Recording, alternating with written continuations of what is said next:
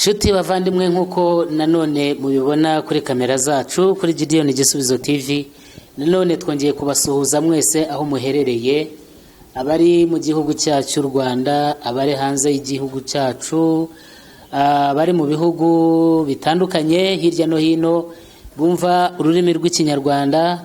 Inshuti zacu, abavandimwe mwese turabashimiye kandi turabasuhuza, turabashimira ko mudahwema kutugaragariza ko mudukunda kandi ko mudusengera, mugasengera n'uyu murimo w'Imana kugira ngo urusheho kwaguka.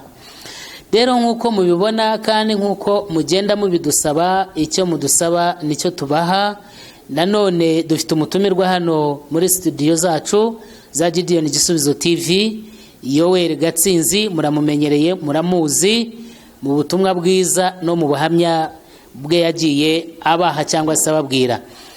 Tudatinze rero turagira ngo tumwakire hanyuma atugezeho ijambo ry'Imana. Uyu munsi niwe ugiye kutubwira ijambo ry'Imana. Yoweri, turakwakiriye. Murakoze. Karibu usuhuze abadukurikiye bose, abari kuri channel yacu cyangwa se kuri Gideon Igisubizo TV, hanyuma ukomerezeho n'ijambo ry'Imana. Nshimiye Imana nk'uko mugenzi wanjye anyakiriye kandi umukozi w'Imana nyakubahwa Pasiteri, Imana imuha umugisha. Rero nongeye gushima cyane cyane cyane cyane Imana ishobora byose, yaduhaye ubwenge, ikaduha amatwi, ikaduha kureba, ikaduha kumva, ikaduha guhitamo, ikaduha gutandukanya icyiza n'ikibi.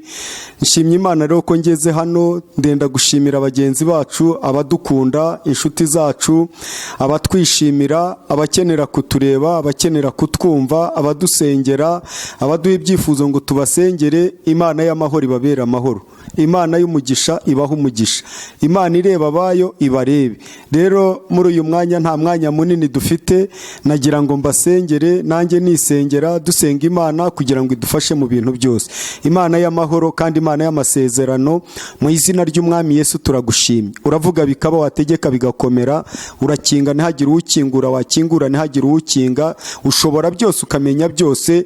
Dusengeye Mwami Imana Data wa twese wo mu ijuru uyu mwanya turimo, dusengeye mugenzi wacu Mwami Imana wakoze ibishoboka byose, akazana ibi byuma akabishyira aha, ikaba Mwami mwiza, havugirwamo umurimo wawe ukomeye. Umuha umugisha w'amajya n'amaza, umurinde kunanirwa no kugwa, umurinde ikibi, umurinde amakuba, umurinde ibyago, umurinde kurangara. Abo umusore wo kuguhamya kugeza igihe Mwami Imana Data wa twese wo mu ijuru uzamwambika ikamba ry'ubugingo. Dusengeye Mwami Imana abatwumva, dusengeye abarimo gutaka, dusengeye abarimo kubabara, dusengeye abafite ibibazo bitandukanye, dusengeye abafite umubabaro utandukanye, dusengeye abafite ibyifuzo bitandukanye, dusengeye abarwayi, dusengeye buri muntu wese uboshye kugira ngo umubohore. Izina ryawe rihabwe icyubahiro. Turananiza ibibananiza, turagamburuza ibagamburuza, turaca intege ibaca intege, twakira imbaraga z'Umwuka Wera kugira ngo zibane natwe. Izina ry'Imana rihabwe icyubahiro uko rigikwiriye, ku bwa Yesu Kristo umwami wacu, amen.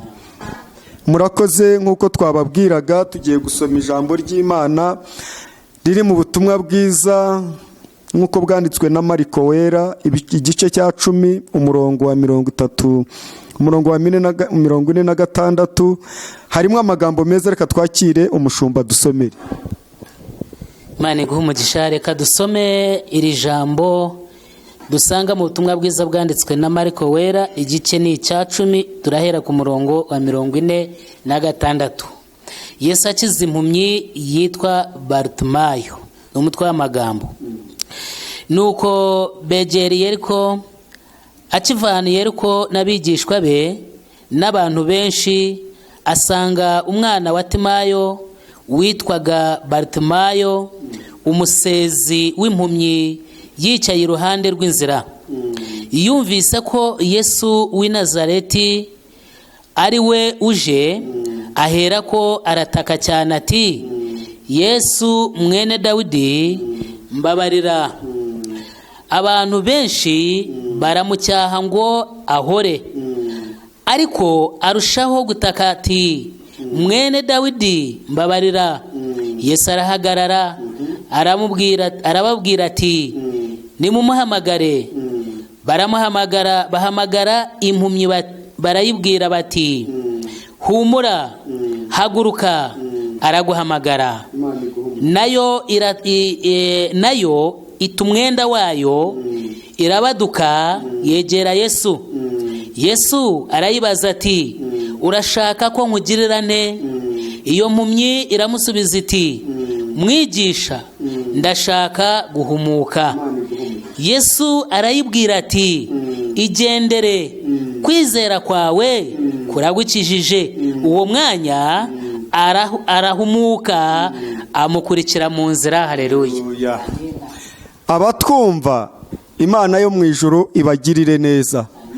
Ijambo dufite cyangwa tumaze n'iminsi twigisha, numva ari kiri ku mutima wanjye, ni uguca mu bigeragezo, ni uguca mu bibazo, ni uguca mu makuba, ni uguca mu bikugora, ni uguca mu bikubuza amahoro, ni uguca muri bya bindi nawe wumva bigusubiza inyuma. Iri jambo ry'Imana ntago rihinduka, kandi ijambo ry'Imana ntiribeshya, kandi ijambo ry'Imana riruzuye. Uzanye ibyuzuye ukazana ikintu cy'ubuziranenge, ijambo ry'Imana ryujuje ubuziranenge. Rero uyu munsi turongera kukubwira guca mu bibazo, guca mu bigukomereye, guca mu bikugoye, guca mu burwayi, guca muri bya bindi uzi ntari buvuga amazina, ariko wowe uzi amazina yabyo. Wamara kubicamo, imbaraga z'Imana zigakora igitangaza. Iri jambo ry'Imana, uyu muntu yari afite ikibazo, ntago yarebaga. Kandi ndimo ndatekereza abajeni murimo kundeba, murimo kunyumva, reba iyo ukundanye n'umuntu utamureba, agaseka utamureba, akavuga utamureba, umva uwo mubabaro urimo aho hagati, nawe wikurure ubyishyireho. Uyu yari afite ikibazo kimeze gutyo, atareba, ababyeyi barabuze icyo gukora, inshuti zarabuze icyo zimukorera, nawe yarabuze ikindi yikorera, n'ibitekerezo bye ntacyo gukora bifite. Ari aho yicaye ku nzira, afite ibindi yicayemo bimubabaje, atareba, abamuhema atabareba, abamutuka, abagira gute, abamucira, nta kintu na kimwe areba, yicaye mu mwijima. Umunsi umwe yumva ibya Yesu. Uyu mugabo Yesu nicyo mukundira, ntabwo ari iminsi ibiri, ntabwo ari iminsi itatu. Nendaga kukubwira wowe utaramumenya, utaramubona, ntabwo bigomba icyumweru, ntabwo bigomba umwaka, ntabwo bigomba amezi. Oya, yumvise ibya Yesu umunsi umwe. Amaze kumva ibya Yesu umunsi umwe, yumva bihinduye ubwenge bwe, bihindura ibitekerezo bye, bihindura ibyo yatekerezaga byose. Icyo nkundira Yesu, iyo wumvise ibye akumva cyane. Niyo mpamvu ijambo ritubwira ngo tera intambwe imwe, Imana itere 99 igusanga. Icyo Imana igusaba ni ukwemera wowe kuzana intege nke zawe, Imana ikaguha imbaraga zayo. Twebwe turi abanyantege nke, ariko mu ijuru hari Imana ifite imbaraga. Yumvise ibya Yesu, amaze kubyumva arahaguruka. Amaze guhaguruka, amaze kugenda, arimo atekereza, ndabigenza gute? Ariko aravuga ati uko bimeze kose, numvise undi mugabo bavuze, kandi uyu mugabo ndumva atandukanye ibyo barimo kumbwira amakuru ye. Hari amakuru bamumbwiyeho, yakijije runaka, yakijije runaka, yakoze ibi n'ibi, yakoze ibi n'ibi, ashobora kugira icyo nanjye yangirira. Arataka, Yesu mwene Dawidi ntabara. Ayi banyarwanda, reka mbabwire, muri iki gihe tumerewe gutya, muri iki gihe tubabaye, muri iki gihe isi yagushije ishyano idafite icyo gukora, muri iki gihe abantu bakoze ibishoboka byose bakananirwa, muri iki gihe cyaguma mu rugo. Ijambo rirakubwiye ngo takira Imana. Muri iyi guma mu rugo, wicaye mu rugo, wicaye mu nzu yawe, wicaye ahantu, we gutaka ngo nicaye mu rugo ngiye gupfiramo. Wowe utatse ngo ugiye gupfiramo, burimo kwiyica kandi utarapfa. Ahubwo jya imbere y'Imana, uyibwira uti Imana data wa twese wo mu ijuru, mwene Dawidi. Nunanirwa no kuvuga uti Imana ishobora byose, uvuga uti mwene Dawidi, tabara isi, tabara igihugu cyacu, tabara umudugudu wacu, tabara akagari. Uyu we ntago yatakiye igihugu, yatakiye umubabaro wari mu mubiri we. Kuko ndenda kukubwira, umubabaro ukuriho nubwo ubwira abantu ngo bagusengere, ariko ndenda kukubwira umubabaro wawe ntago wangana n'uwundi muntu. Ni wowe uribwa cyane, ni wowe urara nabi, ni wowe wirirwa nabi. Nendaga kukubwiza ukuri, ureke kuduhanga amaso nubwo ndimo kubwira ibyo ngibyo ngo nitwe twagusengera ukagira icyo ugera. Oya, wowe wizera ibyo tukubwiye, natwe dusenga Imana. Dufite ibibazo nk'ibyo ufite nawe, ndenda kubwiza ukuri. Ntago rero turaha ngo nkubwire ngo ngwino utuzanire ibibazo byawe, ngo ntacyo, turi abantu nkawe, turi abanyantege nke nkawe, ariko dufite Imana ishobora byose. Iyo tuyizeye icyo nicyo twakurusha. Iyo tuyitakeye yumva gutaka, iyo tuyitabaje iradutabara. Arangije arataka ati mwene Dawidi ntabara, mwene Dawidi ntabara. Abantu bari aho ku ruhande, ndenda kukubwira nshuti zanjye, hari abafite ikibazo yuko abantu ukavangura urusengero sinarukirizwamo, kanakuriya ntago nakizwa mbana nawe. Ariko ndenda kukubwira iyi mpumyi yakize abayibuza bahari, abayibwiraga ngo ceceka, abayibuzaga, abayibwiraga ngo irasa nabi, abayibwiraga ati dore ibyo byose uko bimeze, utajya imbere y'umunyacyubahiro akakureba wamutera isesemi. Ariko ndenda kukubwira watera abantu isesemi, ariko Imana ntago wayitera isesemi. Abantu bakugaya, ariko Imana ntago yakugaya. Abantu bakureba uko utari, ariko Imana ikureba neza. Ndenda kukubwira nshuti zanjye, nimuhumure. Ibyo wahuye nabyo wabipfuye n'abantu, ntago wabipfuye n'Imana. Abavuye mu rusengero ongera usubiremo, ntago ari Imana yakwirukanye mu rusengero. Abantu bamubuza kwegera Yesu, bamaze kumubuza kwegera Yesu, ariko Yesu ureba n'ibyabuze, Yesu ureba ibiri mu mwijima, Yesu ureba ibitagira kivugira, Yesu ureba ibitagira gitabara. Aramureba, yumva ijwi ritaka. Yesu akura amaso ku banyacyubahiro, nicyo mukundira. Izina ry'Imana nirihabwa icyubahiro. Yemwe nshuti zanjye nimumukunde. Yesu ahanga amaso impumyi gusa. Arangije abari bahagaze imbere yarabareka, areka kubatekerezaho, areka kubitaho. Arangije arahagarara, yumva iryo jwi ritaka. Icyo mukundira, yumva ijwi ritaka akaritabara, yumva ijwi ritaka. Yesu iyo umutakira bimera nk'umwana iyo arira nyina akamwumva. Umubyeyi yumvise umwana we arira, ibyo arimo byose arabireka, akabihagarika, akirukanka akajya gutabara umwana we akamuhoza. Uko niyo utakiye Yesu niko aduhoza. Iyo impumyi itakiye Yesu arayihoza. Yatakiye abantu ntibagira icyo bamara, maze Yesu mwene Dawidi, Yesu umwana w'intama w'Imana ukuraho ibyaha by'abari mu isi, arangije arahagarara, yumva uwutaka, atuma ba bandi bamubwira ngo ceceka. Icyo mukundira, Yesu atuma batakumvaga. Ntabwo aca ku ruhande ngo ajye gushaka abandi, oya, ahubwo akoresha batakumvaga, akoresha bakugayaga, akoresha bavuga ngo ntacyo amaze, akoresha bavuga ngo ntacyo yatugezaho. Ba bandi batamwumvaga, ba bandi bamubwiraga ngo ceceka, arababwira ati nimumubwiraze, nimumubwiraze. Maze ba bandi baraza. Mama nawe ba bandi urabumva, ba bandi urabumva, wowe urimo kunyumva, wowe urimo kundeba, ba bandi bawe urabazi. Ba bandi bawe bagukora ukurabazi, ba bandi bagukora nk'akagati gatoya umuyaga uhuha ujyana epfo na ruguru. Ba bandi bawe urabazi, ba bandi bawe bakubujije urabazi, ba bandi bawe, ba bandi bwira umutima wawe uti ba bandi nanjye ndabanyuramo nsingire Yesu. Arangije bataraguhamagara, aragushaka. Ayiwe, mbega inkuru nziza! Araguhamagaye, aragushaka. Arangije kumubwira iyo nkuru, maze umugabo arabyumva, yumva ni ibintu bidasanzwe, yumva hari umunezero. Arahaguruka agera imbere ya Yesu. Icyamuye umwanya ukagera imbere ya Yesu, icyamu aya mafu ya nyumugoroba ukagera imbere ya Yesu. Ngo maze arangije kugera imbere ye, Mese aramureba. Maze umugabo yari afite agahinda, nta kindi yifuzaga, nta mafaranga, nta nka, nta mashuri, nta cyubahiro. Yashakaga icyubahiro kimwe cyo kureba gusa. Amazi urashaka ko nkugirira nte? Ndashaka guhumuka. Yesu arabireba, asanga umugabo avuze neza, aramubwira ati mwana wanjye, uri uwo kubaho, warahombye, warababaye, wabaga mu mwijima, ariko wabaye mu mwijima utaragera imbere yanjye. Nta wugera imbere yanjye ngo ahakure umwe umwijima, uyu munsi ugiye kujyana umucyo. Kwizera kwawe kuragukijije. Agiye kubona ararebye, abantu baratangara. Icyampa uyu mwanya urimo kutwumva, umwijima wari urimo, umwijima washyizwemo n'abantu, umwijima washyizwemo na Satani, umwijima washyizwemo n'ibigeragezo, umwijima washyizwemo n'uburwayi, umwijima washyizemo n'urwango. Icyampa uyu mwanya ukawuvamo, ukavuga uti ndarebye, maze wavuga ngo urarebye, Yesu akakubwira ati mwana wanjye humura, maze Yesu aramureba neza, Yesu aramunezererwa. Maze icyo nendaga kukubwira nsoza, iyo Yesu wamukunze aragukunda,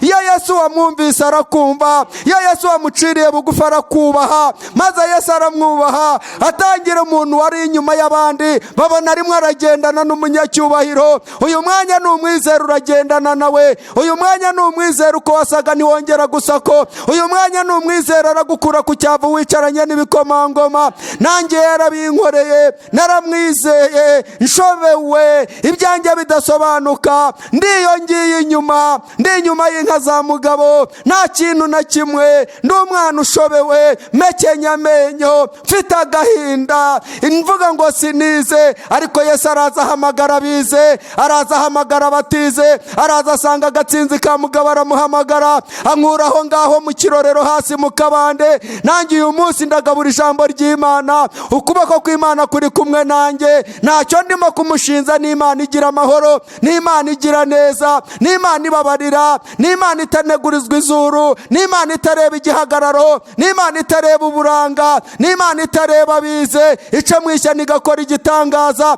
Niyo mpamvu ivuga ngo yemwe abarushye n'abaremerewe nimuze musange ndabaruhura. Naramusanze aranduhura, naramusanze arampumuriza, ndi umugabo wo kubihamya narabibonye. Reka nsomere umurongo wa 40 muri icyo gice twasomaga haruguru, maze nsoze. Umurongo wa 40.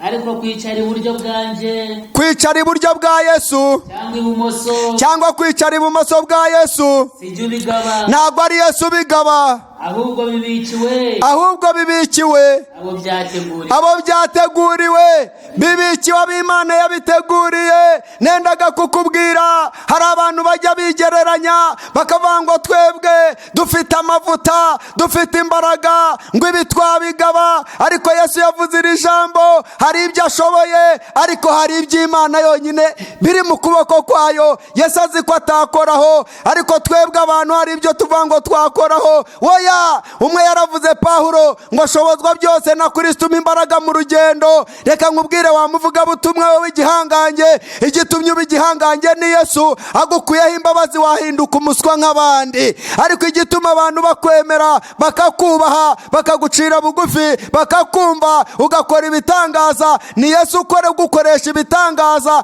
Yakurekuye, wasengera impumyi nihumuke, wasengera umurwayi ntakire, ariko kumusengera agakira ntabwo ari wowe umukiza, ni Yesu umukiza w'i Nazareti. Uwo niwe twabazaniye, uwo niwe turimo kubabwira, ni nawe tuzaguma tubabwira. Imana yo mu ijuru ibaha umugisha, Imana yo mu ijuru ibaha amahoro, Imana ibabarira ibabarire, Imana ihumuriza ibahumurize. Izina ry'Imana rihabwa icyubahiro. Murakoze, reka dusenga Imana, Imana yo kubahwa, Imana yo gutinywa, Imana yo kwemerwa, Imana y'igitangaza. Uha abantu guca mu bigeragezo, abarwayi ubahe guca mu burwayi bagukunde. Abamana data wa twese, abatwite ubahe Mana nada guca mu bikomeye, guca mu buribwe, ariko bakwizere nk'umwami n'umukiza. Buri muntu ikigerageza ari murakizi. Sengeye buri cyifuzo cya buri muntu, sengeye abatwumva, sengeye buri mubabaro wa buri muntu, mu izina rya Yesu.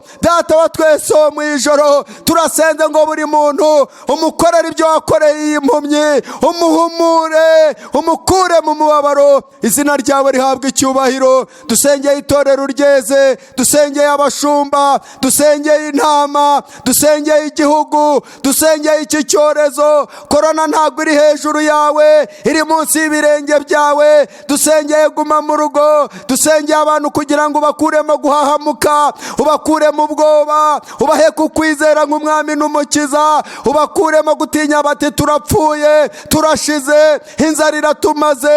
Yesu w'i Nazareti, udushoboze, utugaburire, uhumurize abantu, ubongerere imbaraga. Izina ryawe rihabwe icyubahiro uko rigikwiriye, ku bwawe Yesu Kristo umwami wacu, amen.